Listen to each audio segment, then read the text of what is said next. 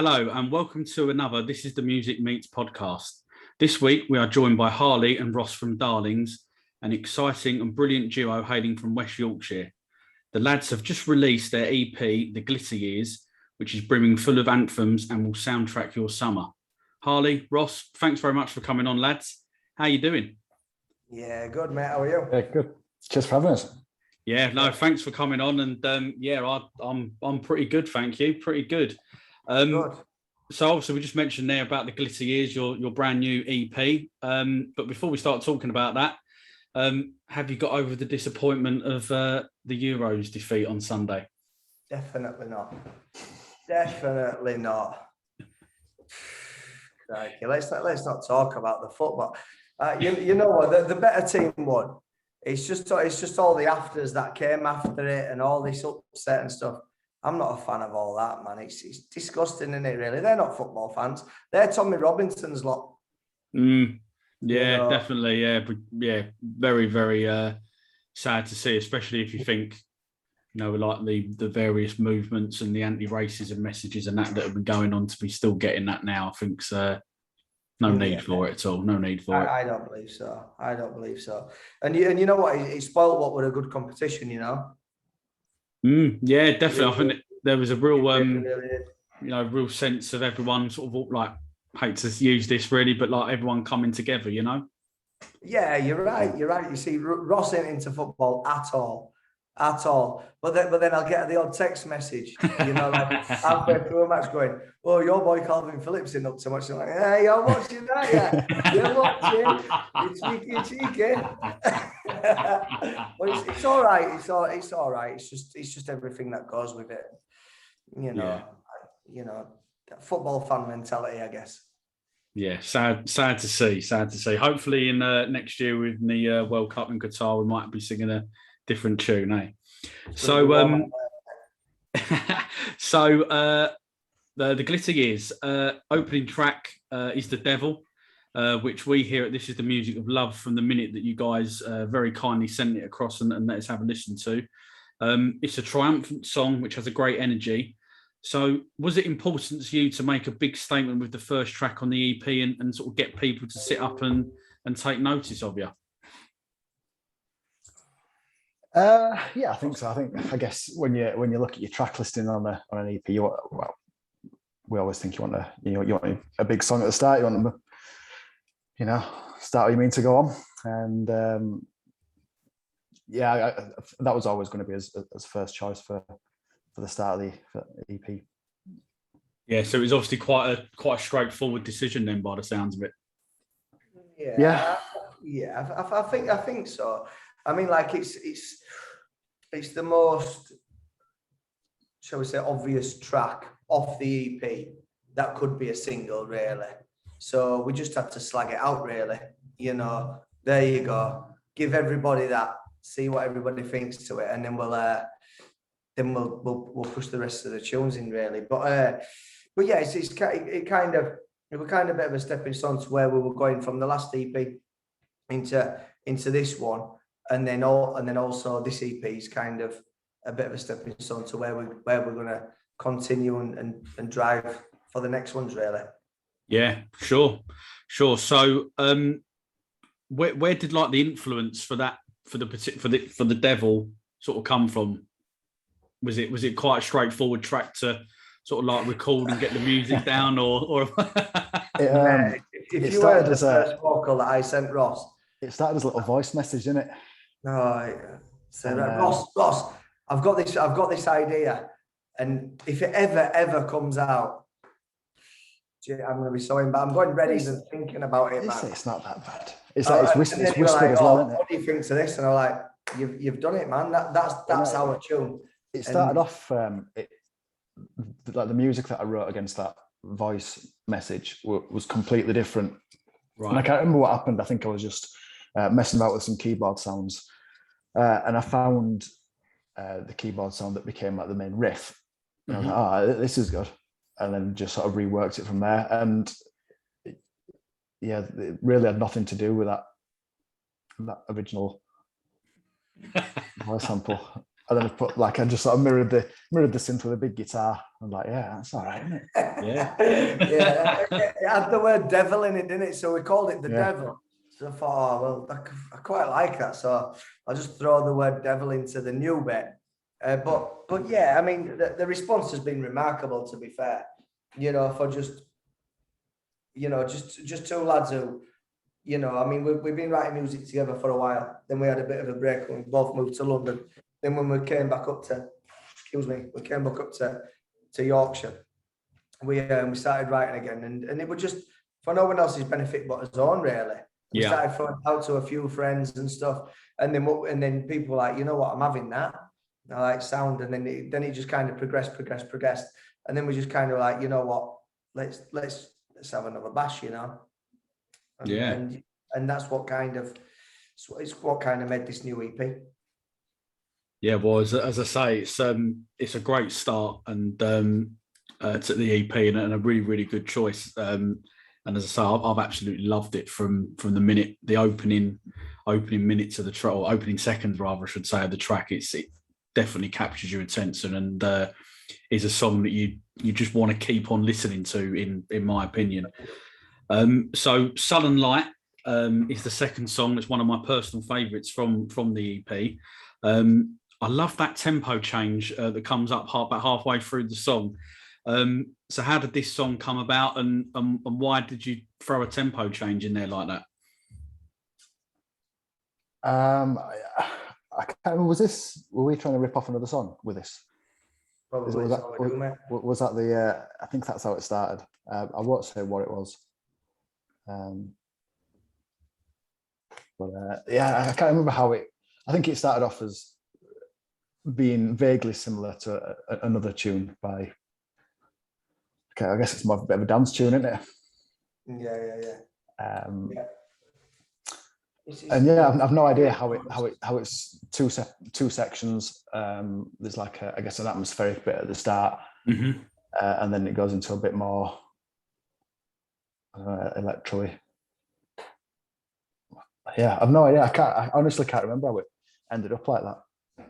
Yeah, I mean, we've been sitting on these songs for quite a while, and what tends to happen is the writing process is kind of Ross sends a tiny idea through, I send some vocal melodies through, but then what we've always thought is like because I listen to a lot of dance music, like a lot of house music and all that sort of jazz, so all that, I mean, you know, Ross isn't into that at all, but like I've always said, and what we believe is that if they take away the vocals, the record needs to sound good without the vocals.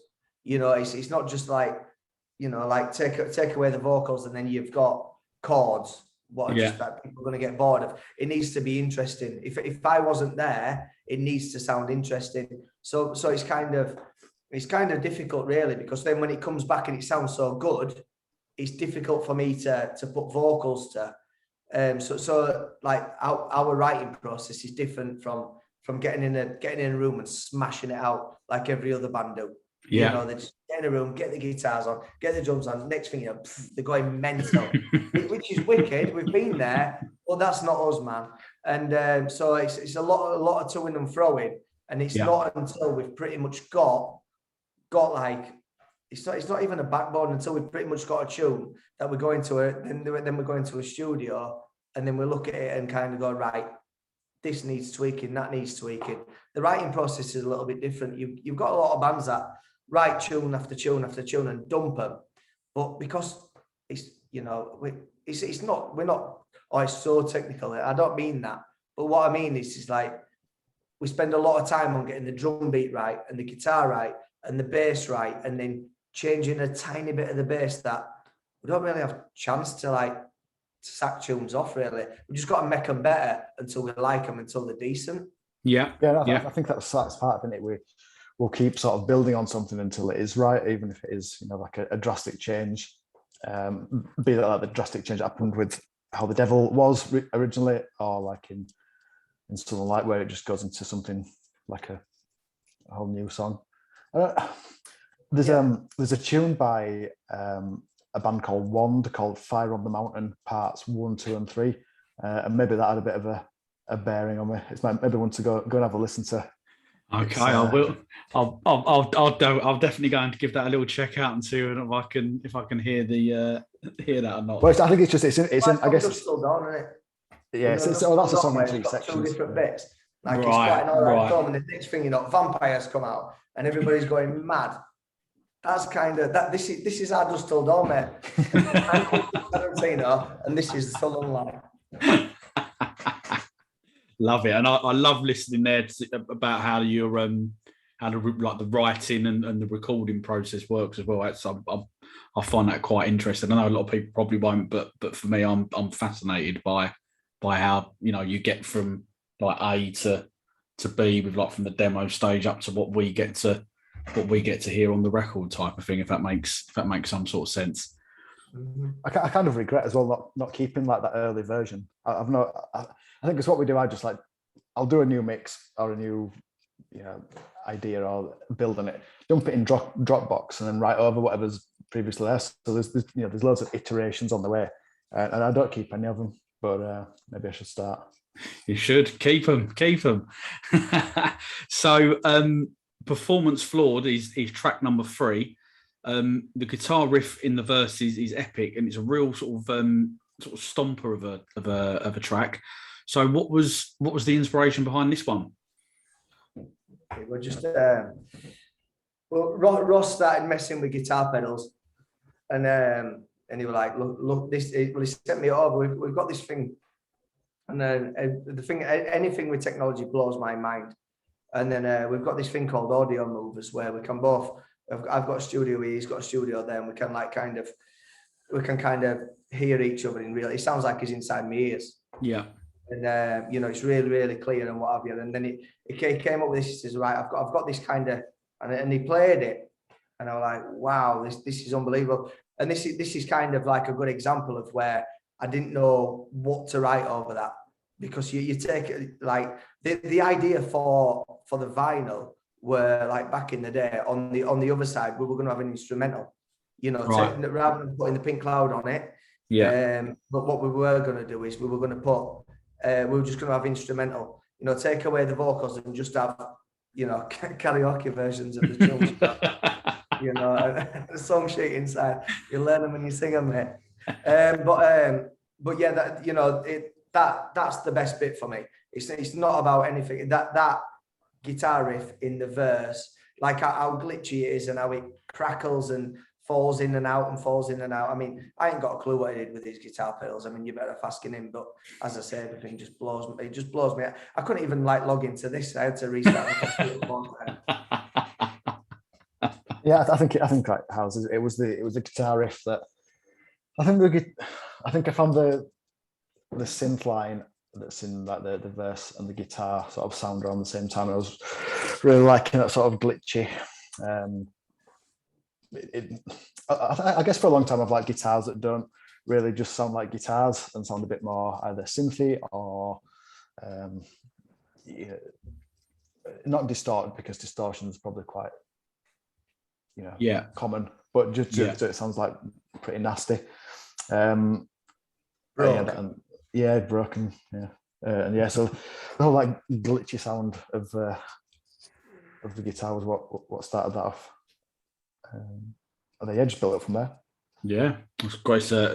It's another brilliant track, and obviously that then takes us into the final song, which is Hourglass, which obviously features big bouncing drums, and I think this has got a real sort of dance vibe about it. And obviously, you've mentioned throughout the other 3 songs about the homemade effects pedals and sort of the 80s keyboards that have been used as well. But I think on this particular song, that sort of comes a little bit more to the fore, if that's in my view. So sort of where did this? I think you've kind of already covered this anyway, to be fair. But where did this sort of DIY sort of like attitude and sort of inspiration come from? Was it because you wanted to be different and sort of stand out from the rest of the bands and sort of competition that's out there? I don't think we want to be different. We don't openly want to be different, or but I just believe that if you're gonna do what I call chord music. Chord music like Cortinas, Oasis, them sort of guys. You've got to be as good as that. And if we did that, we wouldn't be. And not only that, we want to write songs that we want to listen to as well. And like as I say, like from our influences, which, like as I say, I listen to a lot of house music. I listen to a lot of just music that I like. I like Girls Aloud, I like Katy Perry. But you know what? There's nothing wrong. If you like it, you like it. Do you know what I mean? Yeah. I mean, Ross definitely doesn't like all that stuff. But if you like, just do things that make you feel good as well.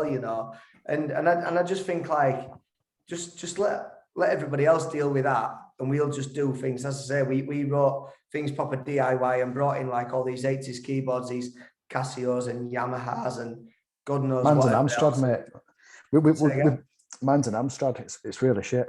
we got them out, didn't we, in lockdown? So when we did Pink Cloud, I suppose we were going to do promotion or like gigs and stuff to back up the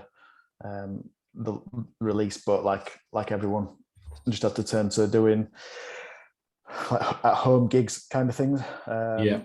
So we redid the EP, taking like reference, if you like, from certain 80s songs, and just to make it a bit more fun for ourselves. We're limited to using these two keyboards. So Harley's got this Casio, and I've got this Amstrad.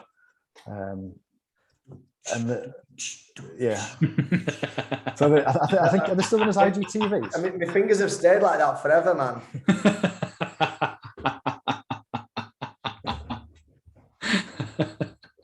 So I guess we introduced them then, and then just I felt it fun to keep them going. They're quite good. Them, have you seen them, Mark? No, I haven't. No, I haven't. I think we've done one in the vein of New Order. Wow. Like, do you keep it fun? Just work it out. Because they are all pretty much. Ripped off of, like, based on we just song rather than like. We just rewrote the first EP in like 80s bands that we're fans of. And I think it's on his Instagram TV or whatever you call it. I don't know. I'm not really down with that, but it's worth having a look. And it's just like you can see, like, I think you've got the same T-shirt on then, Ross. Oh, probably. I ain't got many. It's his TV T-shirt. This.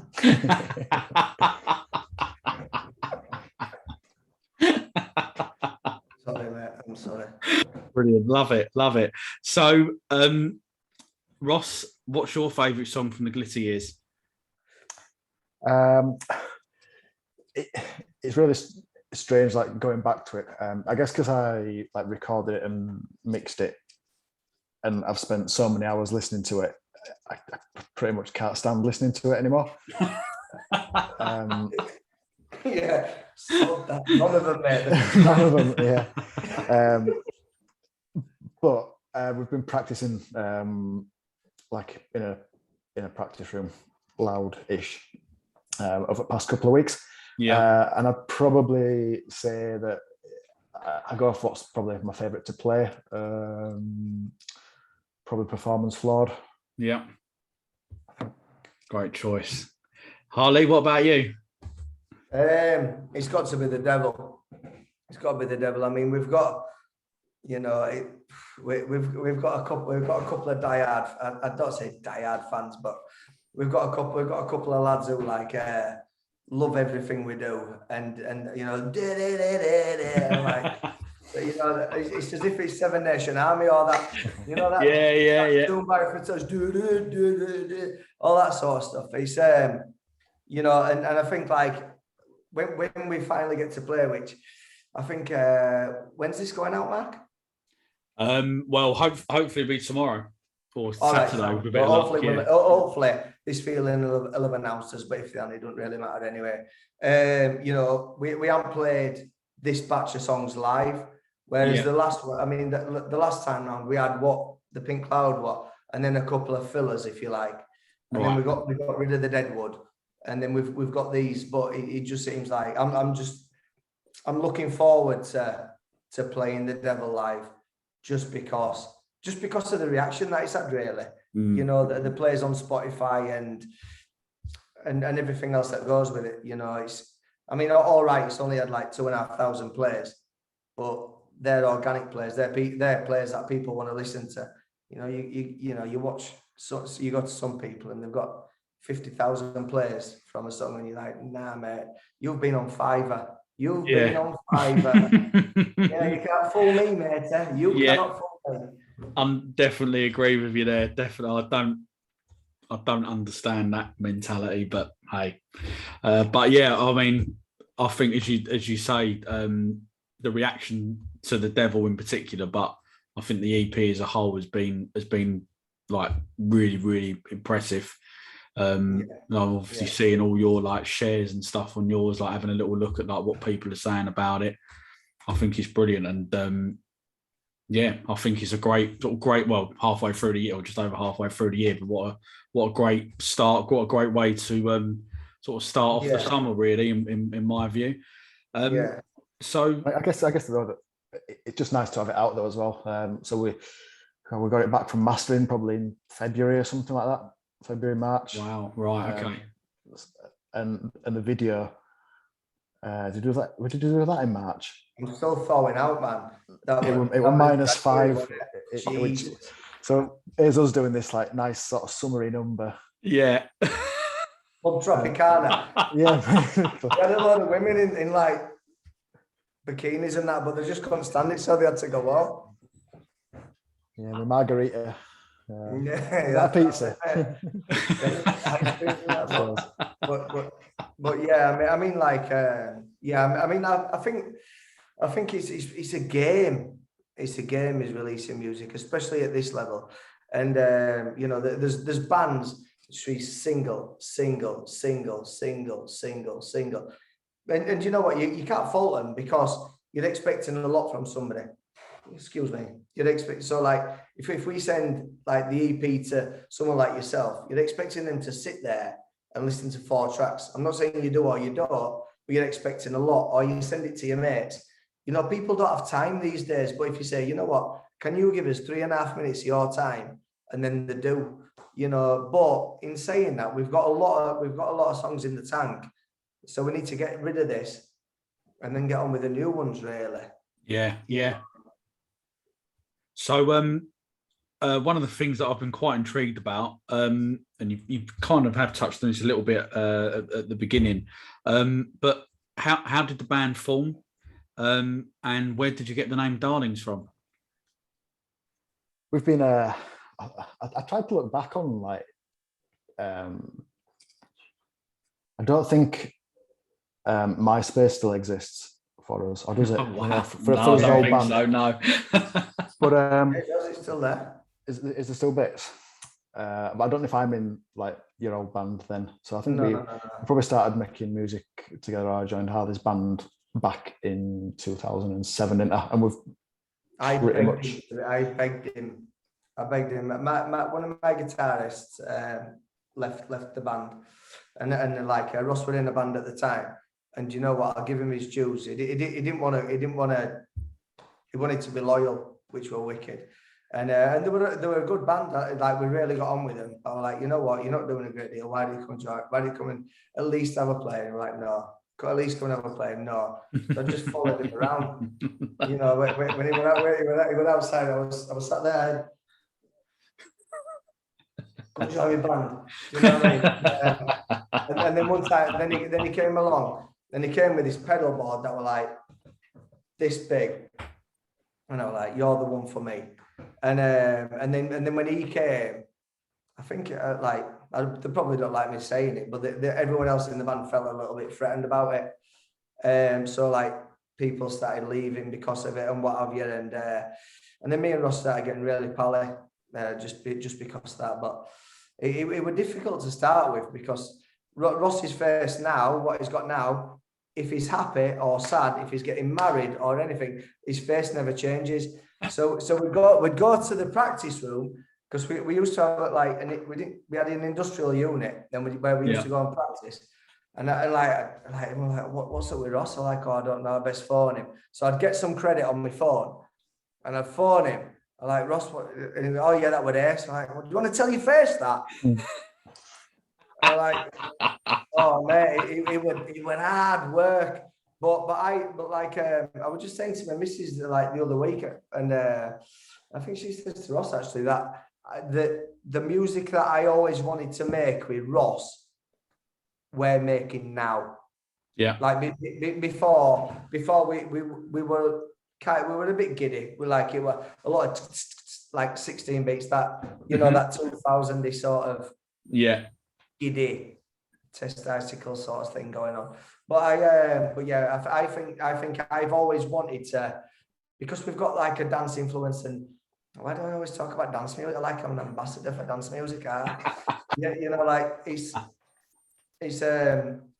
I think like we're writing the music now that I think both of us want to write, and also I don't think anyone else would work with me, to be fair. Both with all that. It's a proper relationship. Oh, it is. Yes, gets all the fault line. But the name, was it all to do with Pink Cloud? The song Pink Cloud? I don't know. I thought it was your name on social media, Harley Darling. No, it wasn't. We had because I think you're in my phone as that for some reason, and that's well before. And we says, right, we need a new name. Oh, my internet connection is unstable, but can you still hear me? Yep. Yeah. And then we were looking through the song lyrics on the songs that we dumped, and one of them says "Darling," and then yeah, but also Pink Cloud. What a song! We had a song called Pink Cloud. What we dumped, but we liked the name of the song, so we just thought, oh, sorry, we'll just call the EP that. Cool. So you've obviously got a couple of live gigs coming up, one in Leeds, one in Nottingham. How much are you looking forward to the return of playing live again, and what will be on your tour rider? Yeah, it feels like such a long time since we last played. And I don't think it was that enjoyable as last gig. No. And I guess because it was the first one that we had sort of done properly as us two, with like using a laptop and everything for all the backing, and it's hard to get right because you're reliant on like the sound engineers and stuff to make your sound on stage decent, so you can hear everything, and it's always difficult. And yeah, you just want. It wasn't that good. They were setting up for a wedding, and when we're doing a sound check, so they came through like, speeches. Yeah, they're doing speeches. Nah, mate, we can't. Yeah. I'm afraid he's a good guy. He's 35. We've heard it all before, mate. Jog on. So it's been a while, and hopefully we're a bit more prepared this time with like the setup that we've got and stuff. So I think hopefully it should be a lot smoother, and yeah, it's be nice to play in front of a crowd. Yeah, and definitely. Not that it's playing in front of a crowd, but not be like, oh, it sounds shit, and it's really not fun when you can't hear out. It won't good. I think everything about that wasn't great, but you move on, don't you? You've got to have bad gigs before you have decent gigs. And last time round, it was, Jesus, it seemed to take forever, didn't it? And all of a sudden it gelled. But I think we've got all the equipment and resources now to kind of do what we do, really. And it feels fresh because we haven't played forever. Yeah. It seems like even those old tunes, we only played them we've only played them twice, haven't we? Since. Yeah. Well, practice is going great, isn't it? Good, yeah. Well, that's what we like to hear. I'm sure the people that are going to them gigs as well are quite happy to hear that you're sounding great in the. What are you going to put on your rider, Harley? Okay, how long have you got, man? Just some hot sauce. Just we'll talk about hot sauce in a bit. Yeah, put that in your notes. We'll talk about hot sauce in a bit. Now we nearly knocked Gordon Raphael's head off. Loved it, didn't he? Oh no, he didn't. I think his mouth's still burning now. You know. Good old Gordon. Yeah, we'll probably just have probably just some hot sauce, I reckon. Yeah, just sauce pizza. Just some hot sauce and yeah. I mean, like, yeah. I don't know. Couple of beers, just a couple of beers. I'd say. We're just happy to be there.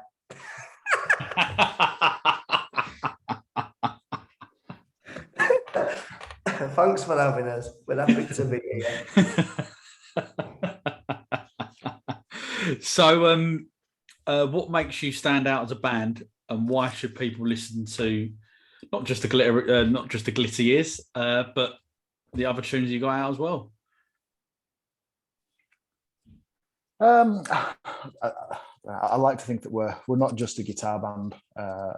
Somewhere between, I guess, kind of what like New Order did back in the day. You know, they weren't just a guitar band. They were like a bit of a crossover. Not that I'm saying we're a crossover into anything, but yeah, I like to keep it. Like I mentioned, the guitars are trying to keep them a bit quite fresh sounding, and just filthy. But then equally, I like them to sound quite 80s-ish. So like from going from clean to pretty gnarly. Gnarly, you like that? I know. Chill out. Can we cut that bit out? Christ. I don't know where that came from. Gnarly duo from West Yorkshire. That's it. We should change his bio. Jesus Christ. Where did you get that from? I don't know. Start again. Too late. Go on, Ali. Why should people listen to us? Yeah. People shouldn't listen to us. People should come and see us live, because that is it's difficult to sell yourselves, because we're not the next best thing. We're not. But you know what? We enjoy what we do, and the live thing is I can hear the dog trying to get in, and the live thing, that what we are and how we present ourselves on stage is just like it's not. You get decent frontmen. You know, am I a decent frontman? Maybe I am. Maybe I'm not. I don't know. People just need to come. Maybe buy a ticket. If they're not happy, I'll give them the money back. You know, and just come and see it. Come and say hello, because we're fun to be around. If you buy a ticket, chances are we're going to probably stay at your house as well, because you know we need somewhere to stay, and we're up for a party. You know, it's like the first reason that I ever wanted to start a band in to start with was just because when you leave school and everyone's signing each other's shirts and that, oh, we're gonna love you, we're gonna miss you, we're gonna miss you. No, you're not. You're not at all. You know, you've just drawn a willy on my back. It's not gonna miss me at all. You know, you just called me a cock on my back on my school shirt. But you know, like I thought, you know what, I'll get a band together, and then I'll get in touch with everybody, and then everyone will come together for it. And I just think, like, rather than it be like a gig, like our shows are more like a party. Yeah. You know, they really are. And I just think, yeah, I mean, we're not chasing the dream anymore, but we just enjoy what we do. And sometimes that's better, that people can see that it's not contrived, you know. Yeah, sure. What was the first gig that you both went to, either together or like individually? Well, the first gig I ever went to was the Happy Mondays at the Town and Country. Right. It was the last ever gig there. So Town and Country was a venue in Leeds, quite a famous one, I guess. It shut down, became a nightclub. That shut down, became, it's an O2, isn't it now? Became an O2 academy, like a mall. Yeah, but it's better to have a venue than no venues.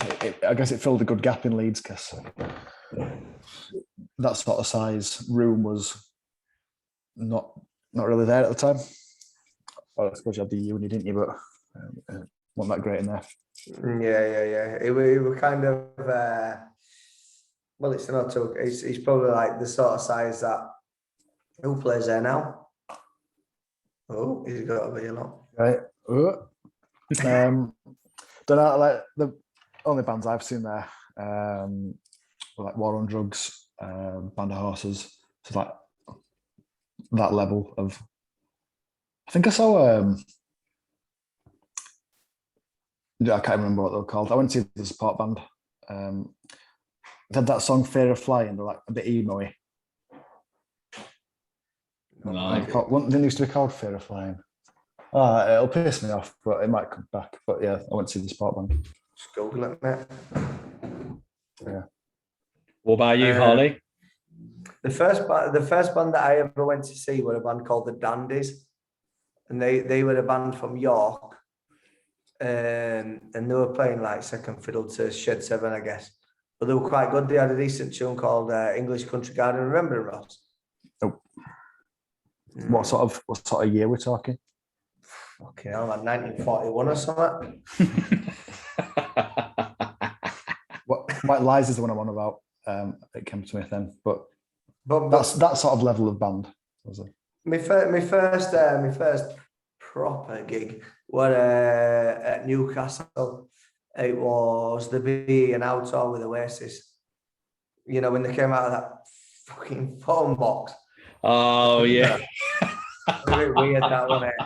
Yeah. They came out of a phone box. Man. Someone's taken too many drugs. Like they had like that rabbit from what's it called? Like Alice in Wonderland type thing. Yeah. Like what time is it? What time is it? When it's time for the Oasis to come out. And they came out and oh man. They came out of a phone box. Yeah, it came out of a phone box with a clock that was spinning round, and they were right crackers, man. Is it a bit like when didn't U2 come out of a lemon, in the early 90s, that kind of thing? I don't know, lemon phone box. Yeah. Maybe that was a thing to do. The ironic thing, sorry, because I'm a big Oasis fan, so I'm a bit geeky here. But the ironic thing is with the phone box is that if you look at the cover of Be Here Now, where is the phone box? It's got the rest of the stage is all got bits of the album cover on it. No phone box. As you say, someone's on too many drugs. Was it like a giant phone box, or was it just like a normal sized phone box? It's not us, mate.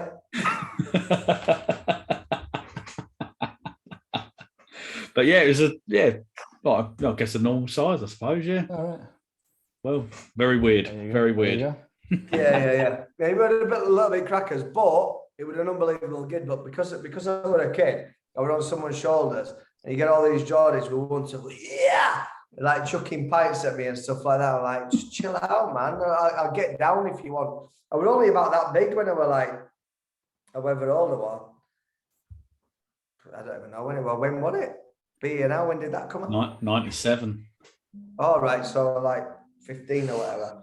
And I was only about that big on somebody's shoulders. So like Yoda on somebody's shoulders. They were lobbing pints at me and really wanted to fight me. I'm like, you're definitely going to win. Yeah. Yoda, love the reference. So you've done your gig. You're in a pub. Who's going to order what drink? What's the first round? I'll probably just have just a right nice pint. Are we talking lager, or are we going for more like ale? No. Yeah.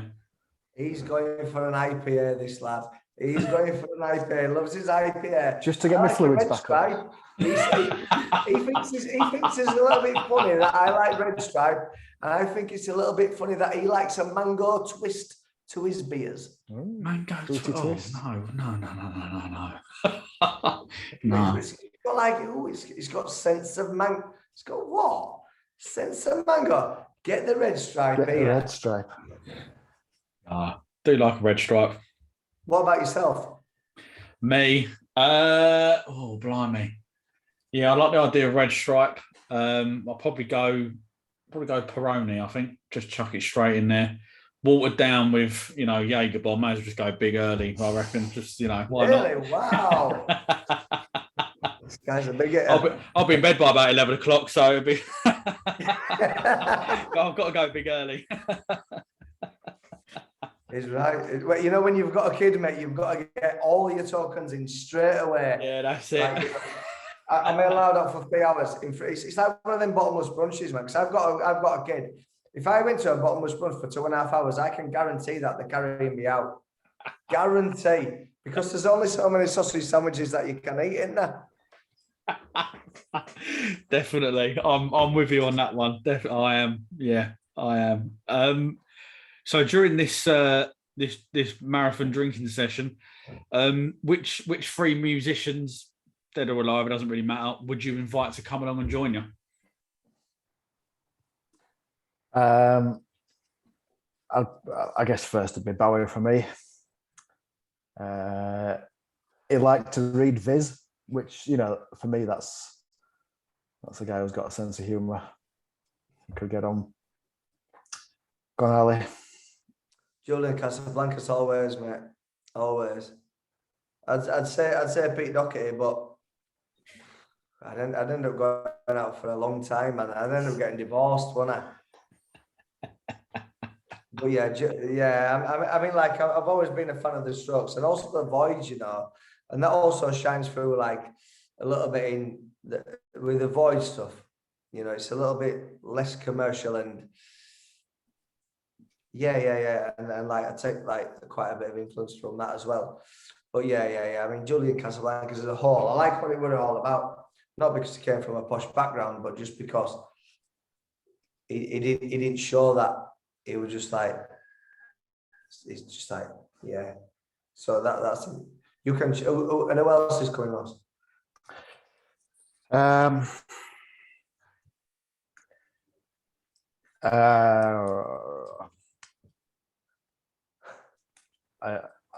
I'd maybe want to pick the brains of Philippe Zar, or is it Zidar? So he was the chap who produced like the Phoenix, couple of A Phoenix album, Wolfgang Amadeus Phoenix, but also was in Cassius, like a bit of a house duo. He's a good DJ, him. There you go. I thought I'd pick one for us both, mate. Really good DJ, him. Really good. I've seen him at Boiler Room before. Cool. Loving the free choices there. So whilst you're down in the pub, the beers are flowing, what's going to be your go-to karaoke song? I can't even sing my own songs, man.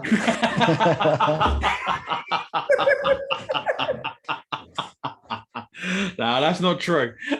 Mate, you got to let me in practice. I'm going to go for all out shock. Just the two of us. Just going to go for the shock of Wuthering Heights, I think. Wow. Even after a few sherbets, we're talking here as well. That's exactly the reason why I do it. Any other time, you'd be like, is that after your mango bits, mate? That's it, mate. I feel like I can take on the bush. Well, mate, gonna be 5 a day, innit? Well, if you're gonna go down in flames, you might as well, go big or go home. Exactly. Yeah. Definitely. Honestly, mate. Yeah. For that, if just in case those you didn't see there, Harley was reenacting the video just there for you. Hopefully that'll come up on the on the video. Come and see us live, mate. We're here. Come and see us live. I'll do it. You've got your big shirt sleeve sorted. Awesome, and what about you, Harley? What's going to be your go-to choice? You know what, man? I don't really know. I you know what? I tend to. I'm a watcher. I am. Like me and my missus can go out for 3 or 4 hours and we'll just sit there and not even speak to each other. We're not on the mobile phones or like that, but we're just like watching people and going, I wonder what they've got outside of the sofa. It's I don't know, man. I don't know. Like, oh, go on, sing a song, sing a song. Oh, go on, You're a sing singer. song. Come on, sing a song. I don't know what to sing. I don't know, man. I don't know. What would you think I'd suit? Me or Mark? No, Mark. Oh no! I thought I was off No, Well, after you were saying earlier about you pretty much like any type of music, I've got this feel I can kind of like see you singing like a Girls Aloud song. To be honest, just because you called them earlier, I can see it. Why do you like Biology by Katy Girls Perry? Aloud? See you later. Foxy. Definitely, I love it. Do a bit of Britney. That's it. Me and my mates. You can be Nadine. I don't know any others. You can be Cheryl. Cheryl. Yeah. That's it. I don't know any others. There's just 3 of us, mate. I love it. So the night is turned out into a bit of a disaster, to be honest, because somehow you've ended up on a desert island. So which 3 albums did you somehow manage to bring with you that are going to keep you company until someone eventually rescues you? Each or between us, because they're going to be different, man. If Ross puts a record on, it's going straight in the sea. Skimming it. Let's go each. Oh, sound fair is fair. Well, I think I mentioned probably my first choice already.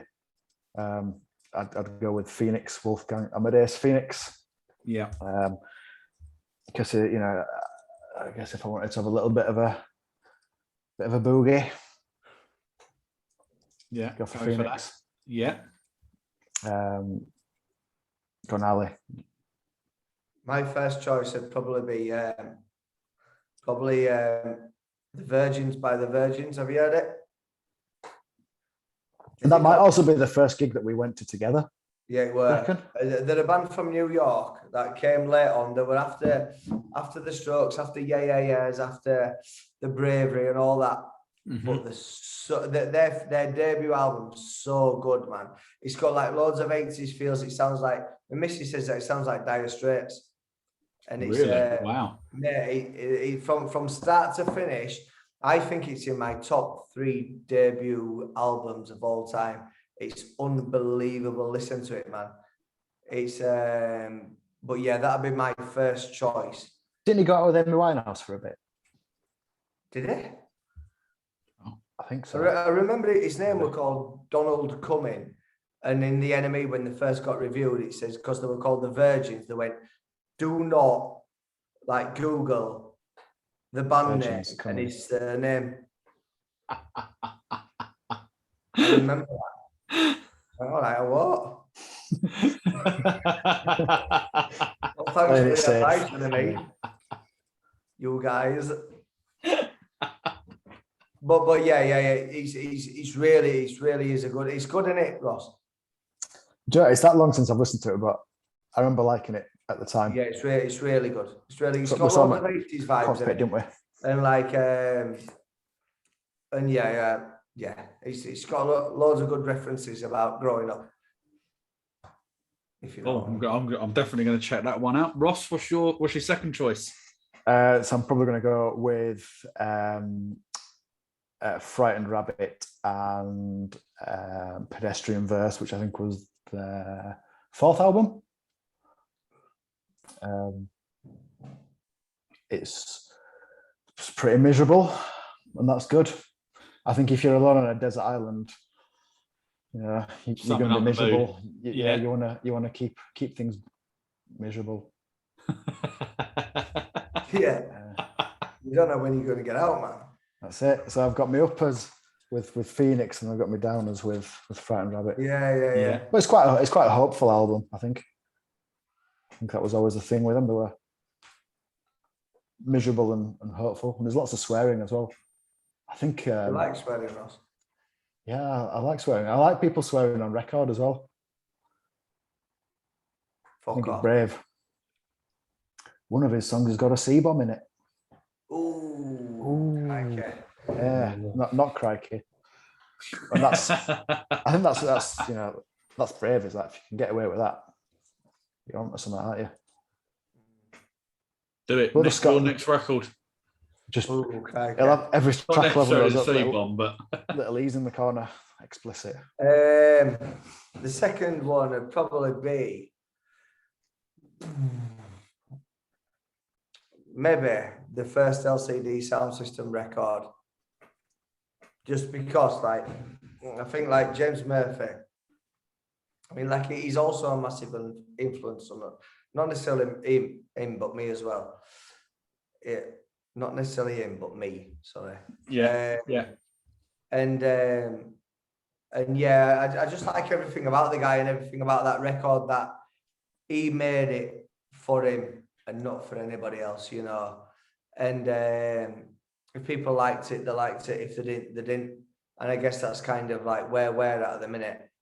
If he wasn't that, it'd probably be like Exterminator by Primal Scream. But it's very aggressive, isn't it? I just end up like having it out with a crab. You know, I'm on a desert island, like, come on, man. See you later on. You know, it'd be like, I don't know. Yeah, so the first LCD sound system record. Nice. And Ross, what's going to be your third and final choice? It's a tough one. I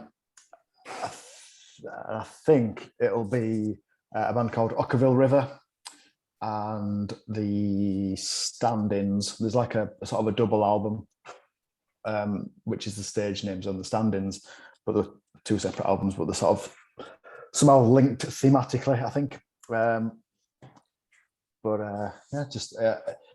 Because if it's the only record that I think I've heard that where if you listen to it on vinyl, it makes sense, that you don't really pick up on as a like listening to it on a streaming thing, because there's like instrumentals at the start of each side, and I think there's that the way it links. There's I think they call it a leitmotif if we're going to get all technical on it. So there's like musical themes that run throughout the album, and if you listen to it as an actual record on a 12-inch, it sort of makes sense. And then it wasn't until I heard it that way and I was like, wow, it's really clever how they've put it together. And you know, for listening to it on two sides of a record, so I'm going to go with that. I'll never get bored of it. It's a belter. Cool, great, three great choices there. And Harley, what's your last one? Colours by Beck. It's just unbelievable. It's really like Beck is just like one of my favourite artists ever. It's like it's not that he reinvents himself, but again, he just like it's just good and it's cool and it's class. And that's it. Colours by Beck. It's great. It's great. And if you listen to it, you'll see that I've ripped off one of his tunes for Hourglass. Okay. But if you try suing me, crack on, mate, 'cause I ain't got out. You can take your dog. There's only one thing that's worse than earning fuck all, and that's sharing it with someone else, innit? Yeah. Although if he wants to share any of his wealth with you, then you know you're not going to turn him down. A couple of his hats or something. Yeah, he seems to be. Obviously, he sold a lot of records and he's won Grammys, isn't he, and stuff like that. But yeah, he doesn't always seem to get like mentioned in like with some of the greats, if that make like the. No. I've seen him support. Verve Egol. Yeah. I've seen him support Verve Egol, and it were like nothing I've ever seen in my life. It were like they had like glasses like this on a big table, and like they were like making noises. And like all like mics all over the table. They were all sat around having dinner, and they were just making like these sounds. I was like, what's going on inside my head? And I can still hear it now, mate. I've still got tinnitus. So, for the band, what like are your sort of dreams and aspirations over the next sort of like 5 years? What can we expect to see from Darlings? Do you think we'll just blow up in some like cocaine cloud? That'd be the dream, wouldn't it? But reality is probably we'll just release some more tunes. Yeah, I think like what we've done is like with the first one, the EP, and then this thing. I think what we're gonna do is like the next batch of tunes that we've got. If you can't beat them, join them. So we're gonna it's gonna be single, and then maybe an album. I think. I think like the music industry is different, innit? It's like they're not gonna throw like loads of money at you. I'm not even bothered about that. I'm not chasing the dream. I just want to write tunes that I like, what Ross likes, what you like, and what a bunch of other people like. And so we're gonna release probably a couple more tunes before the end of the year, and then we might look at an album. We might look at a couple more tunes, but yeah, we've got a couple of people that not necessarily looking at us, but that we're looking to work with. Yeah, sure. But the problem is that I don't like giving up control. We're happy where we're at now. We're not chasing a dream. The dream's out there. Spotify, it's spoiled the dreams. You're not gonna get. I think Spotify and social media, you're not gonna get an Arctic Monkeys an Ed Sheeran anymore, because we release a tune that sounds better than 90% of them. This is a bit that you need to cut out. But the thing is, but what they do is that they're like, if you don't get it in the first 20 seconds, they'll go back to their Ed Sheeran. They'll go back to what's he called with blonde hair? Casio. What's he called? No, that was Jack Bug doing. What's he called? Name's gone. He's got blonde hair, hasn't he? Yeah. I'll be riding shotgun. What's he called? I can't even think. I can see the song. George Ezra, yeah. People go back to that. People don't want new music anymore. They're wanting like and that's like kind of like what we're on about before. Whereas like we like send us EP to someone say, I've listened to this and you've been sound, Mark. You really have. Thank you very much for that. But like we'll send it to someone and they're like, they listen to it and they're like, and then just cut and paste what's in the EPK, and this is the world that we live in because of Spotify. It's so easy to upload music. It's so easy to access music that if you don't get, you don't have to scrimp and scrape your pocket money from your mum. We'll send you to school, put it in your pocket to buy like a garbage album or like a Elastica album or whatever. You've got it. If you don't like it, you just move on, mate. We live in a Tinder world, mate, and that's upsetting, I guess. But just come and see us. Definitely. The two gigs in Leeds, I think, is that one in August and then Nottingham's Nottingham's so we've got one in August. I think it's a band called the Senatons, I think. Yeah. And I think they're a bit of a super band. I think it's a kid from Shed 7 and a kid from Embrace. Right. I don't really know. I'm probably lying. People are Googling that. And then the one in Nottingham, that's a free gig in Rough Trade record shop. Oh, okay, right, yeah. So I mean, I'm looking forward to them both, but I like the idea of putting on like a free gig. So we'll get someone to fly in outside. It's always nice to play outside of you. Oh yeah. Of course it is. Yeah, definitely. Yeah, I guess that's and hopefully you'll get some. Pick up some new fans along the way, and obviously, I know as we were saying over on our direct messaging and stuff. Obviously, you're going to have the EP is going to be at the gigs as well, isn't it? You've got a limited number of copies left. If people are there, copies left. Yeah, of course, because like we only put like a certain amount on pre-sale, which did really well. It was just about selling out, and then but you've got to keep some back in it, £8 for his back catalogue. £8 for the Devil's good enough. Yeah, well, listen to the man. Buy it. Be the best £8, mate. Best £8. That's it. Plus £15 postage. Yeah.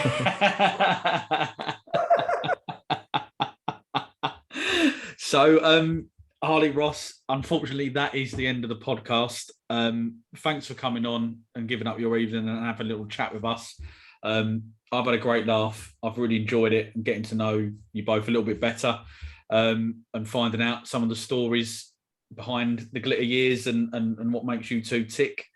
It's been great time, great fun as well. The glitter years is out now via all good, or maybe some bad, streaming download and streaming platforms, and it's also available on Bandcamp, which includes a very limited additional vinyl run, as we've just mentioned. Follow the band across their social media platforms, including Instagram, Twitter, and Facebook at We Are Darlings. Thanks very much for coming on, as I say, and whoever's still listening, thanks for tuning in. It would be great if you could comment, like, retweet, and subscribe to our channel, social media pages, and website. But more importantly, give Darlings 20 minutes of your time, because you will not be disappointed with that AP, The Glitter Years. Thank you. Do you want to know how we nearly killed Gordon Raphael?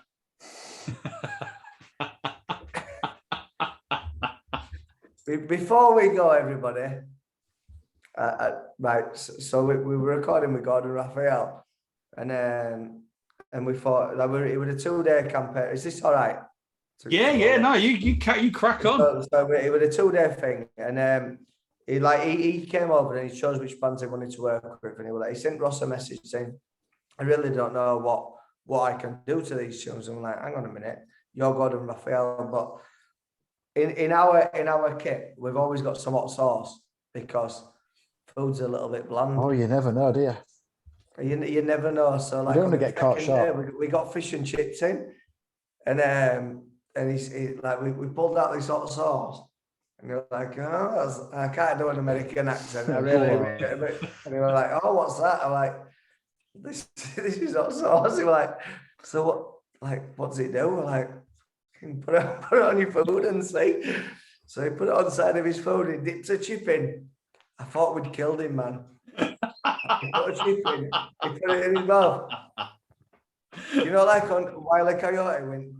Yeah. Brilliant. I'm like, Ross, we're gonna have to go, mate. We've killed him. He had one chip and then 2 cans of Coke, and then before his next chip. No way. That's how we nearly killed the Stokes producer.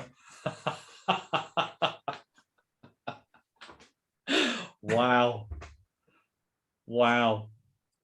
So when we come down and play down south, which hopefully won't be too long. Yeah.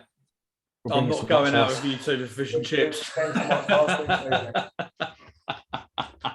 Just to clarify, they don't do that to all producers. Just the thing is, mate, we're producers on records, mate, so we're going to kill everyone off and take over. Do it. Every record's going to say produced by Darlings. You're going to be swimming in there. Go for it. That's where the money is.